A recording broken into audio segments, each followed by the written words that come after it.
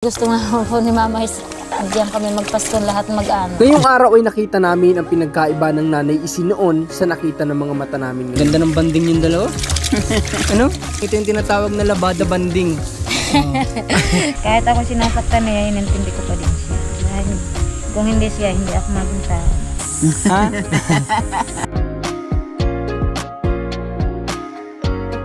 Isang mapagpalang araw sa lahat ng mga supporters manonood natin sa ating mga platform sa YouTube, sa ating Facebook page.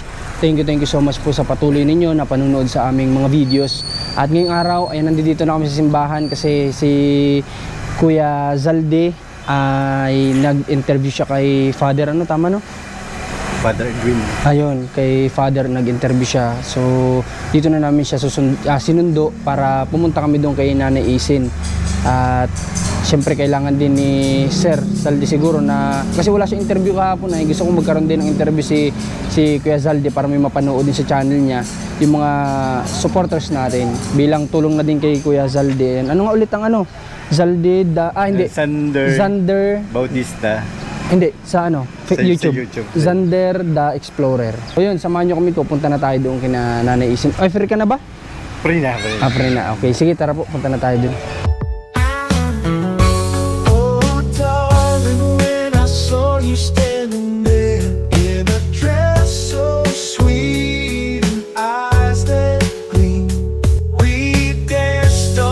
Tapos po yung halos ilang minuto din na biyahe namin ay nandito na kami sa lugar ni Nanay Isin at medyo alanganin na talaga yung oras kasi alam ko pagod din naman. Hindi ko alam, baka maaga pa nagising si Kuya Zalde. Umaga ako nagising. Oh, maaga pa siya kasi nagsimba siya. Tapos ay nag-interview siya sa simbahan kay Father. Tapos medyo alanganin yung oras kasi patanghali na talaga, may lakad pa din kami. So naisipan namin na magdala na lang kami ng mga foods para din sa kanila, para hindi na nila kailangan lumabas, para mas makapag-usap sila, makapag-banding dito sa tahanan nila. Tara po, Kuya Zalde.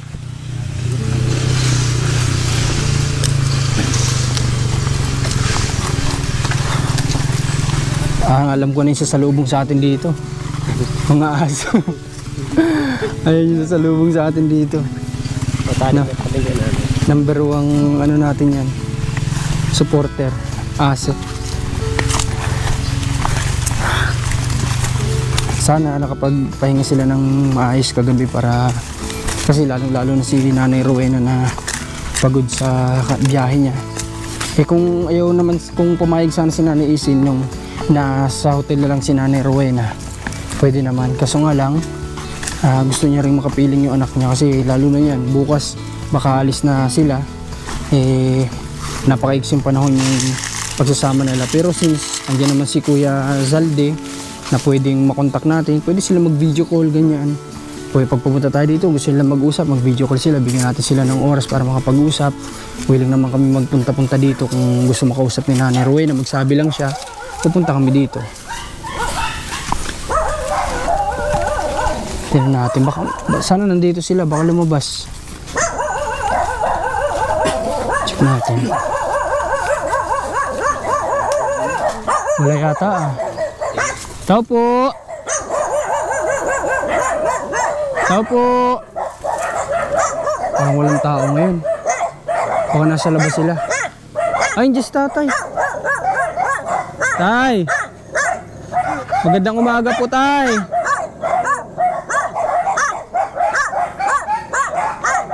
Grabe sa aso dito.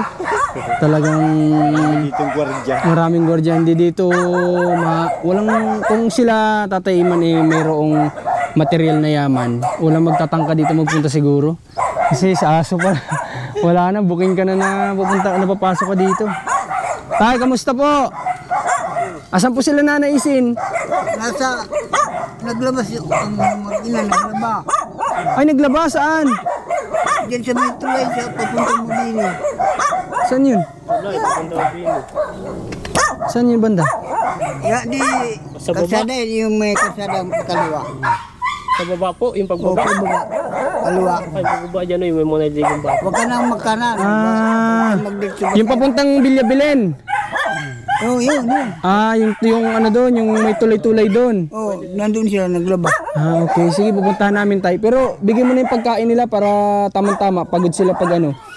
May mga chicken ito tayo ha. Oh. Pagkain po ninyo nila Nanay Isin para din na sila magluto at pagod pa lang naglalaba ha. Pasok niyo po sa loob para pag uwi nila may mga kain sila at pagod Sabi nila. ko nga na huwag silang umas dito at baka masalisahan kayo. Ay banding na po nila yon siguro. Banding po nila yon na maglaba. Na-miss nila yung mga ganung bagay. Eh, sabi ng ano ko, bilang anak ko na rin eh, mabaho na lang harapan eh. Tama yun. Sige tayo ha, pasok ka na. Kung gusto mong maunang kumain, magkain ka na. Ano, tanghali na din naman. Okay. Sige po, puntahan namin sila tayo ha. Okay. So yun. Ano tayo? Okay po tayo. So, puntahan natin doon yung mag-ina para makita natin kung anong banding ba yung ginagawa nila. Baka nagbabasaan pa ng tubig yung mag-ina. Kasi bilang magulang kasi siyempre mamimiss mo yung mga gap na hindi mo nagawa sa kanya nung lumalaki siya, di ba? Kasi bata pa din naman si Nanay Rowena nung nagkahiwalay sila. So ang daming panahon na nasayang na hindi na ipakita ni Nanay Isin yung pagiging nanay niya kay Nanay Rowena. Kaya yun, tingnan natin kung ano yung possible na ginagawa nila doon. Baka hindi lang laba, baka nagtatagay pa yung dalawa doon. Biro lang, matanda na po si Nanay Isin. Hindi na po yung nagaganon siguro. O di nga natin alam, baka hindi rin siya sumubok ng ganyan. Biyahe ulit tayo, biyahe.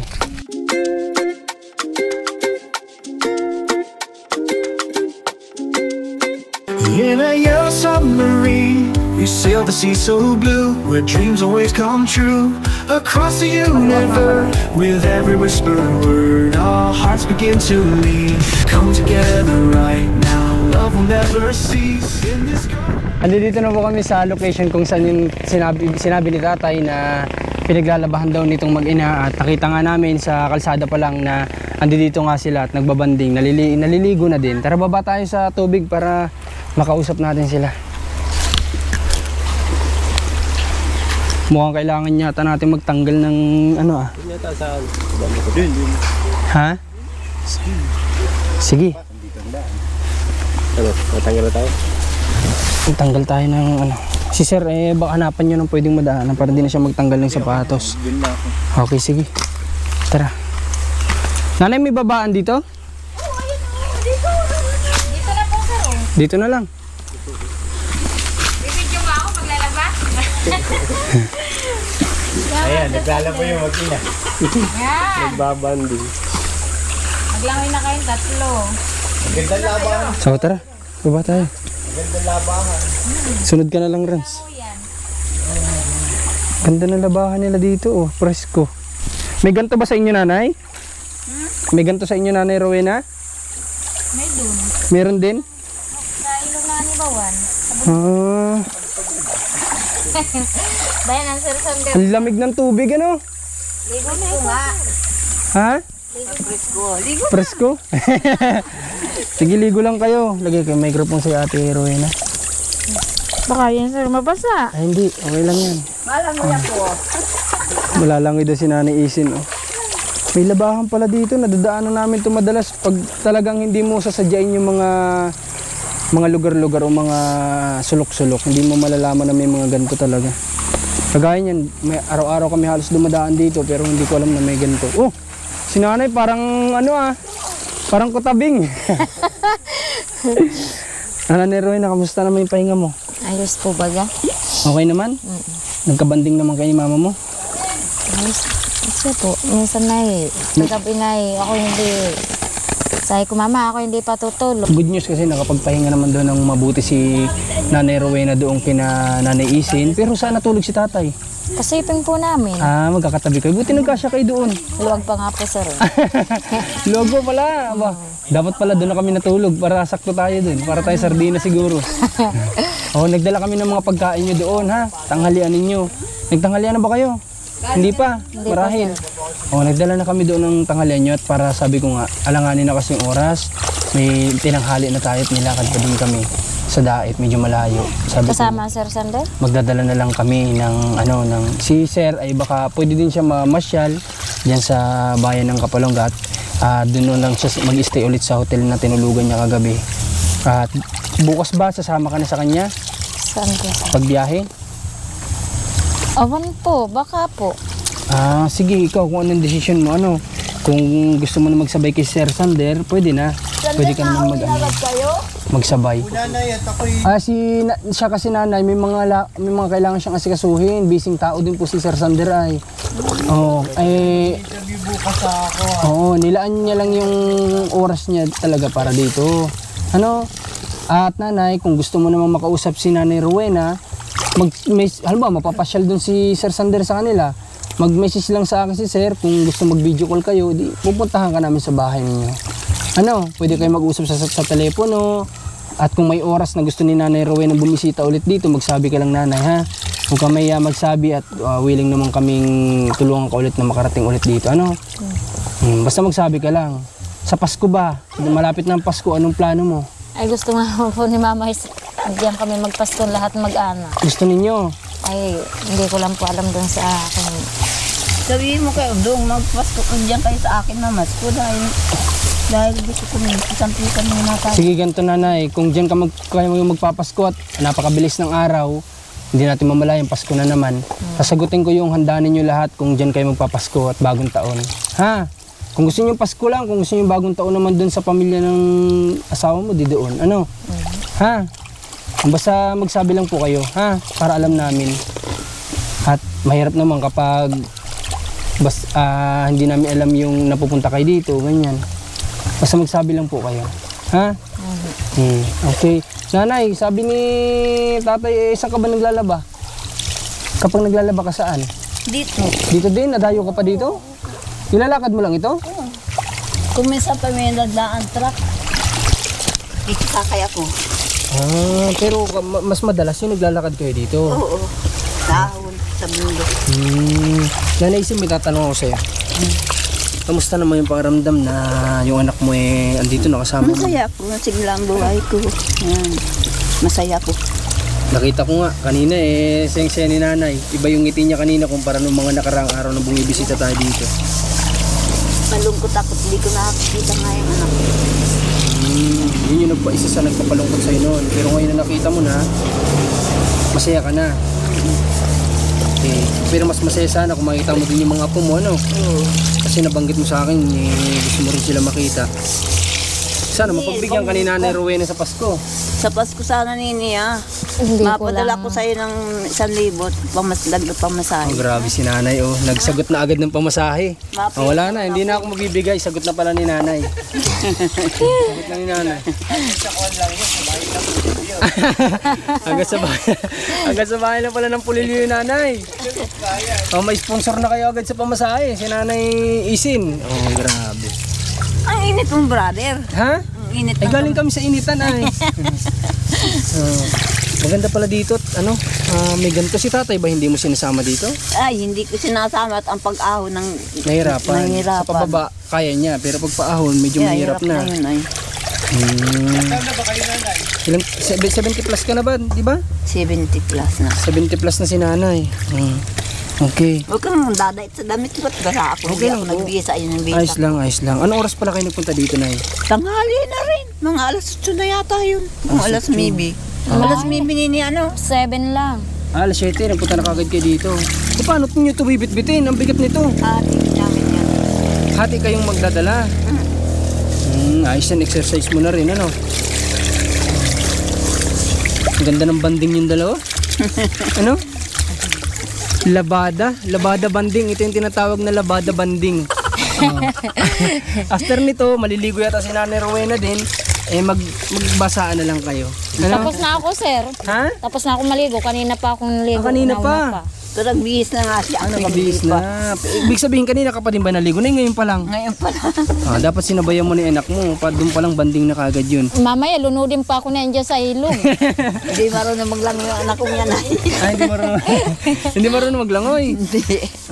Okay. Sige. Yes, sir, Sandra, Ito yung maganda dito sa probinsya, mga kababayan, kasi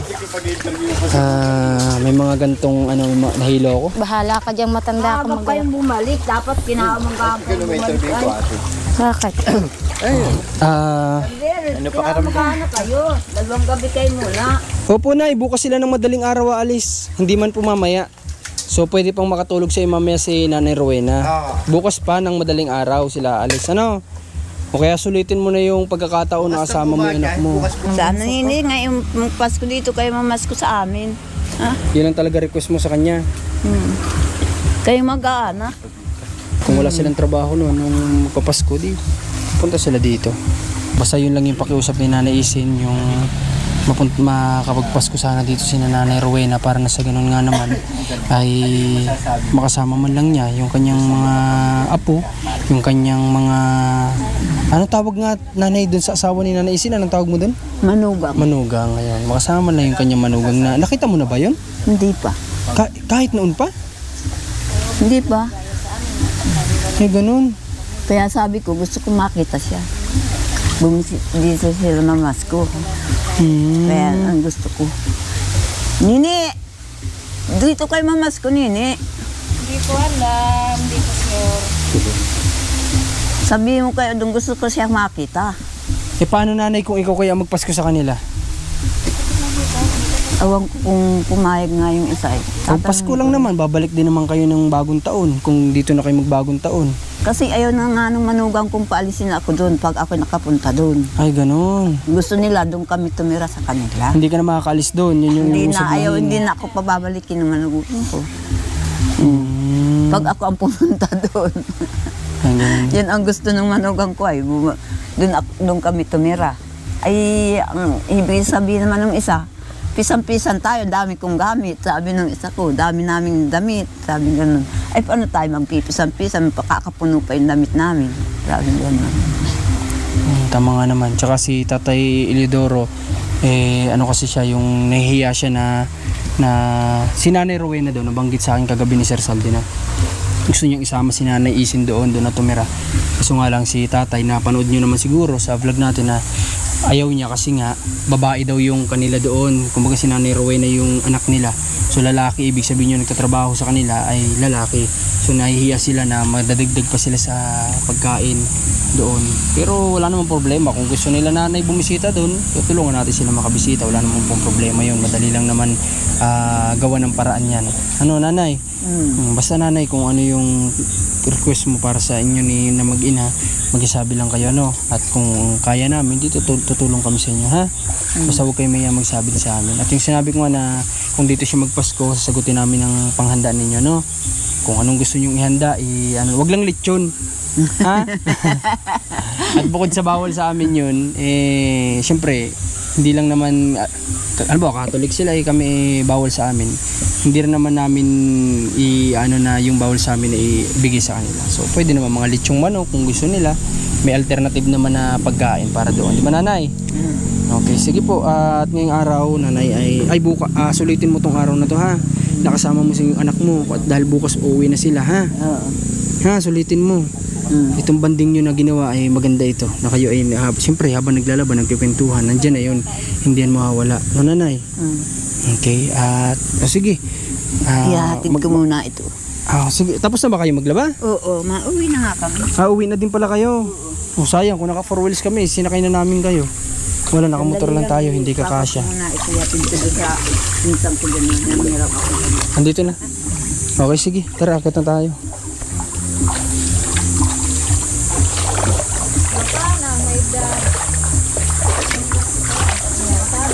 Ganda sa na to, sa place na to, simple lang. Ito yung maganda, yung sa Manila, alam naman natin lahat binabayaran.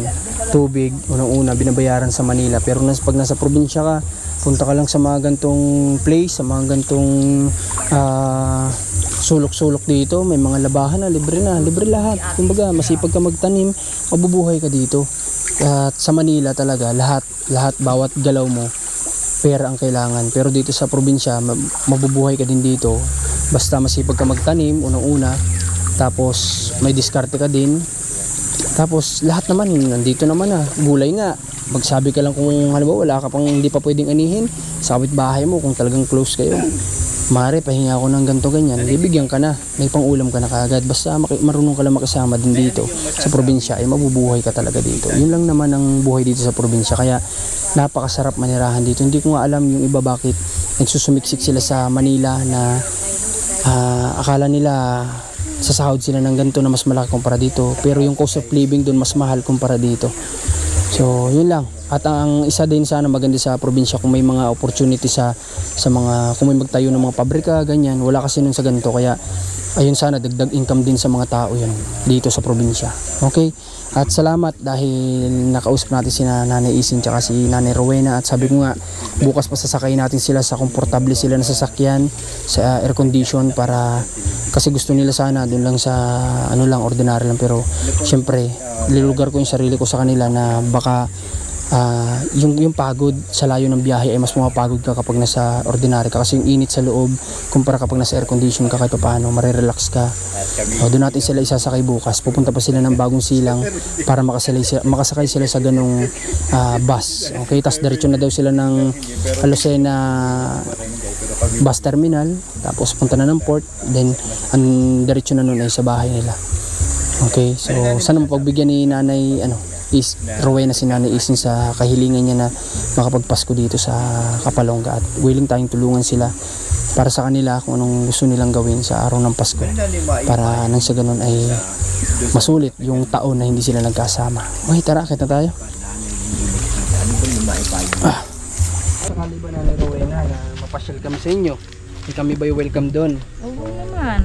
Welcome kami doon. Meron ba tayong pwedeng mapagbandingan? Doon sa bundok, kaso lang ay medyo malayo doon sa amin. Medyo may kalayuan. Okay, Nanay Rowena, kasi 'di ba hindi ka sigurado kung makapunta ka ng Pasko. Alam ko din naman na ang dami kasi ng anak mo na dadalahin mo, medyo mapagod talaga 'yun. Ayun naman po sir, ay kahit yun na hindi ko dalahin na yun naman ay malalaki na, kita naman ang sir, mga binata na yung mga binata na. Kaya nga lang gusto ni Nanay Isin na makita yung mga anak niya, mga anak mo, mga apo niya, para makabanding din at makilala siya bilang lola. Yun nga din po sir ang gusto ng mga anak ko na sabi. Sinasabi ni Nanay Rowena na ang dami nating hindi nakakapture dahil sa camera natin. Pasira-sira kasi yung camera natin. Sorry, pasensya na po kayo. Ang daming mga sinasabi ng mga tinutulungan natin beneficiary na magaganda na may matututunan tayo. Kaso nga lang yung camera natin patay-pati. Kaya pasensya na po kayo. Kagaya niya, nagsalita si Nanay Rowena, hindi natin nakapture. Okay, so sinabi ni Nanay Rowena kanina na gustong-gusto ng kanyang mga anak na makilala si Nanay Isin bilang kanilang lola. Gustong-gusto nila na maisama ni Nanay Rowena si Nanay Isin doon sa kanilang lugar. Ang problema nga lang, si Tatay Eliodoro ay ayaw dahil meron daw silang mga gamit o meron silang mga alaga na may iwan, na kumbaga wala silang siguro mapag-iiwanan o mapagkakatiwalaan ng mga yun.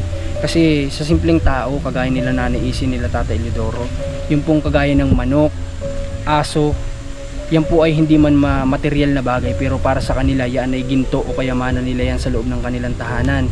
Kagaya ng manok na kanilang pinapakinabangan sa kanilang pagkain, pwede nilang maulam, pwede nilang mabenta, yan mahalaga po sa kanila yan. Kaya may naiintindihan ko si Tatay Eliodoro kung bakit ayaw niyang iwan yung mga bagay na yun na meron sila.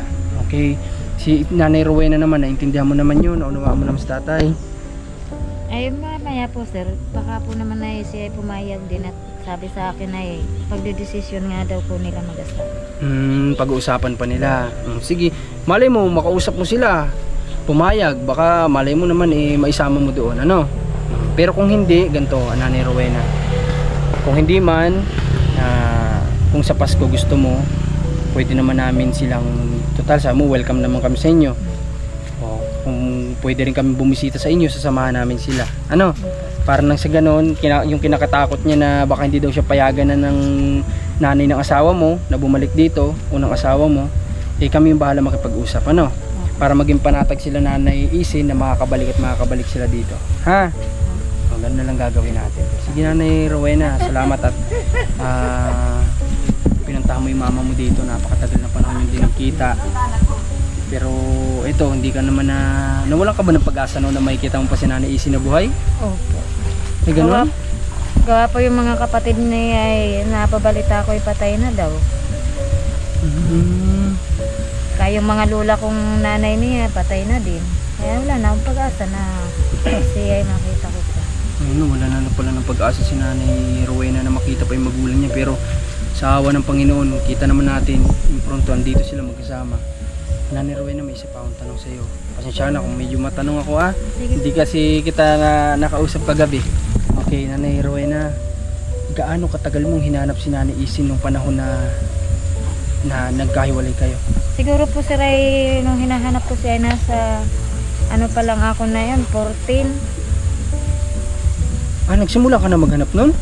Nung simula po nang siya ay mawala, ako ay nagsimula na ng paghanap sa kanya. Ay, ganun. Nakarating ka din dito nung naghahanap ka? Parating po ako dito sir, kaso lang ay hindi ako pinansin ng mga... Kamag-anakan? Grabe naman. Imbis sana tulungan na maituro kung nasan si Nanay Isin, ganun pa yung nangyari. Grabe naman. Ikot ka dito, Ramas. Okay, ikot ka dito, Nanay. Nanay Rowena, pero yung papa mo ba nung binurol yun, nung doon ka? Opo, ako po nag-intindi nung siya po ay namatay. Ikaw pa rin na nag-intindi. Kahit, Kasi sulong anak ka naman, ayan, walang iba. kahit ako sinasaktan niya, inintindi ko pa din siya. Dahil kung hindi siya, hindi ako maging tao. Grabe. Totoo yun. Yan ang isang anak na tumatanaw ng utang na loob sa magulang. Kasi, hindi kailangan sabihin ng magulang na kung di dahil sa amin ay wala ka dito. Maling-mali yun. Pero siguro naman hindi yung ginagawa ng kanyang magulang. Pero si Nanay Rowena na yung nakaisip nun na kung di dahil sa kanyang ama, wala siya dito sa mundo na kung nasaan siya ngayon. Hindi siya nagkaroon ng pamilya, hindi niya nakilala asawa niya. Diba, hindi siya nagkaroon ng mga masasayang moments. So okay, Nanay Rowena, hindi na ako... na yan! Okay, hindi na ako magtatanong ng marami sa inyo, no? At yung pagkikita nyo lang sapat na sa amin yun. Ha? Maraming salamat. Paano, tulungan namin kayo dyan palabas? Huwag na po sir, kami Hindi, na lang. abigad ko nila, Oo. gando na. Mabigat Huwag yan. na sir, kami na Pagka, lang. pag mabigat niya, itatapo ko na po. Mikay, sasabuyan ko sa ng tubig. Ala ko na. Ay! Ilabas na namin dito to. Ilan po kayo, isda. Sira.